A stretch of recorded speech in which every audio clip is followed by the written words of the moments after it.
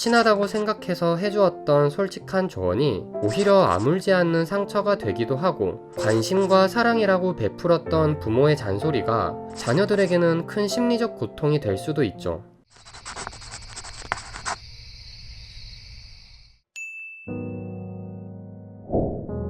사회적 통증이라는 말이 있어요. 관계나 구성원에게 상처를 받을 때 오는 심리적인 고통이에요. 인간은 이런 사회적 통증을 어떤 동물보다 강하게 느낀다고 해요. 태어날 때부터 누군가의 도움이 없다면 생존이 불가능한 인간으로서는 본능적으로 관계와 관련된 민감성이 타고날 수밖에 없었을 거예요. 그러니 당신이 지금까지 인간관계를 하면서 겪었던 아픔들이나 좌절들은 결코 당신이 약해서가 아니라 당신이 인간으로 태어났기 때문에 겪는 너무나도 당연한 것들이라는 말씀을 드리고 싶어요.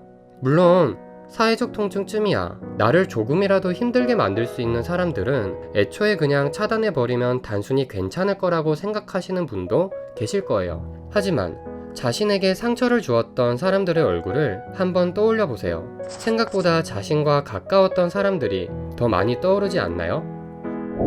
나에게 힘이 되어줘야 할 사람들이 오히려 나에게 가장 많은 상처를 주다니 참 아이러니한 일이죠. 또한 관계를 손절하기엔 나에게 소중하기도 한 사람들이기 때문에 이런 상황에는 참 난처해지는 경우가 많아요. 도대체 우리는 왜 가장 가까운 사람들에게 오히려 더 많은 상처를 받게 되는 것일까요?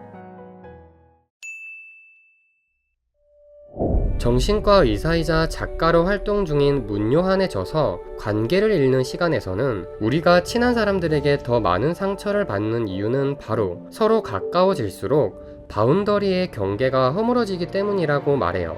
바운더리란 관계에서 너와 나를 구분하는 경계, 즉 상대의 대화, 생각, 감정, 욕구, 가치관 등을 일방적으로 받아들이는 것이 아닌 나와 다른 영역임을 인지하고 받아들일 수 있는 건 받아들이고 거를 건 거르게 해주는 필터와 같은 역할을 해주는 존재예요. 우리는 아무리 가까운 사이일지라도 모든 사람의 지문이 다 다르듯이 각자의 가치관이나 성격도 다를 수밖에 없어요. 하지만 우리는 관계가 가까워지면 가까워질수록 서로가 또 다른 독립적인 인격체라는 사실을 점점 잊게 되고 아무리 가깝더라도 넘어서는 안 됐을 바운더리의 마지노선까지 자연스럽게 넘어버리고 오히려 가깝지 않은 남들보다 더 자연스럽게 상처를 줄 가능성이 많아져요. 친하다고 생각해서 해주었던 솔직한 조언이 오히려 아물지 않는 상처가 되기도 하고, 관심과 사랑이라고 베풀었던 부모의 잔소리가 자녀들에게는 큰 심리적 고통이 될 수도 있죠.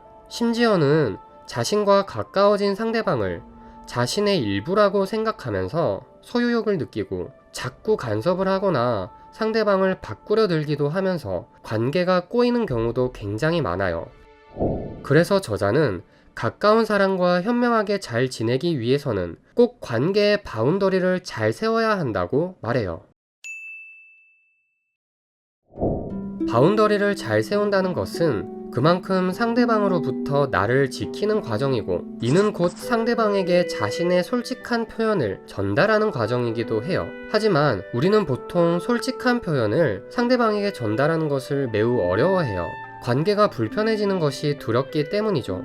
하지만 관계가 혹시나 잠깐 불편해지는 것보다 내가 이 솔직한 표현을 하지 못해 나의 바운더리가 상대방에게 자꾸만 침범당하고 그로부터 오는 관계의 상처가 더욱 나에게 큰 고통이라면 결과적으로는 당연히 솔직한 표현을 하는 게 맞아요. 또한 그저 표현 없이 참게 되면 당장은 관계가 갈등 없이 지나가는 것 같지만 언젠가는 폭발해 관계에 더 큰 악영향을 미칠 수도 있다는 점을 명심해야 해요.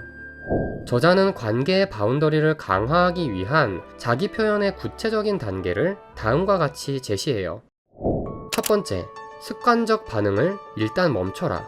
우리는 평소 습관대로 무의식적인 행동을 주로 하게 되는데 이는 관계에서도 마찬가지예요. 누군가의 부탁에 쉽게 거절하지 못하고 그래 해줄게 라고 자동적으로 말하는 게 만약 당신의 습관이라면 당신이 직접 의식해서 이 패턴을 끊지 않는 한 앞으로도 영원히 당신의 바운더리는 상대방에게 침범당할 것이에요. 그러니 내 바운더리가 침범당한다는 생각이 들면 일단 습관적인 반응을 하지 않고 멈추는 것이 필요해요. 두 번째, 나의 감정과 욕구를 알아차려라. 상대방의 행동에 습관적인 반응을 보이지 않는데 성공했다면 그 순간 자신의 마음속에서 느껴지는 감정에 집중을 해보세요. 내 감정이 부담감을 느끼는 것을 보니 이 부탁은 내가 원하지 않고 있구나. 내 감정이 불편해지는 것을 보니 이런 농담은 내가 받아들이기 힘든 것이구나. 자신의 감정은 곧 자신이 무엇을 원하고 있는지를 가장 정확하게 반영해주는 신호예요. 세 번째, 상대와 상황에 따라 자신의 반응을 조절하고 표현하라. 내 욕구와 감정 상태를 알아차렸다면 이제 이것들을 솔직하게 표현할 차례예요. 말하지 않으면 상대방은 영원히 당신의 마음을 몰라줄 수 있어요. 상대방이 무조건 내 마음을 알아줄 것이라고 생각하는 것은 사실 너무 큰 기대죠. 물론 솔직한 표현을 하는 것은 서로가 불편해질 수도 있는 힘든 일이에요. 내가 느껴지는 그대로 말할 수 있다면 가장 좋겠지만 현실은 그렇게 쉽지가 않죠. 그래서 우리는 상대가 어떤 상대인지에 따라, 상황이 어떤 상황인지에 따라 자신의 표현을 적절히 조절해서 전달해야 하는 경우가 많아요. 저자는 이를 노골적인 솔직함이 아닌 다듬어진 솔직함이라고 표현해요. 저자는 다듬어진 솔직함을 위한 좋은 방법 몇 가지를 소개해요. 첫 번째는 상호주의적 표현을 사용하는 것이에요. 상호주의적 표현이란 상대방의 입장과 나의 입장을 구분하여 함께 정리해주는 화법이에요. 예를 들어 식당에서 밥을 먹다가 서로의 입맛이 맞지 않는 것을 보며 친구에게 나는 맛있는데 너는 맛이 없구나. 우리는 그저 서로 입맛이 다른 건가 봐.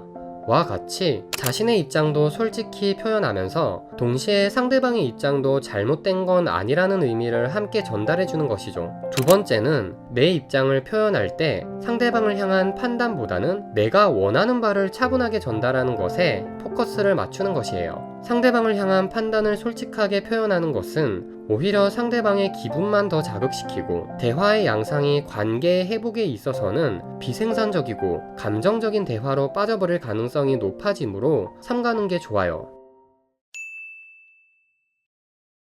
물론 이렇게 바운더리를 세우고 자기 표현을 했을 때 상대방이 당신에게 화를 내면서 감정이 격해질 수도 있어요. 하지만 이건 당신이 솔직하게 자신을 지키고 솔직한 표현을 해서가 아니라 상대방이 당신을 존중하지 못하고 서로 다를 수 있음을 이해하지 못하고 자기 감정을 조절하지 못했기 때문에 그런 것이에요. 만약 이런 상대방의 감정을 달래줄 책임이 나 자신에게 있다고 느낀다면 절대 그럴 필요가 없다는 말씀을 드리고 싶어요. 또한 마지막으로 이런 관계의 바운더리를 구축하는 노력들은 어디까지나 당신이 소중하게 생각하는 사람과의 관계 향상을 위한 것이지, 이런 노력도 통하지 않고 당신을 계속 힘들게 만드는 사람이라면 그냥 당신의 인생에서 아웃시켜버리라는 말씀을 드리고 싶어요. 알겠죠? 그럼 저는 또 나중에 찾아올게요.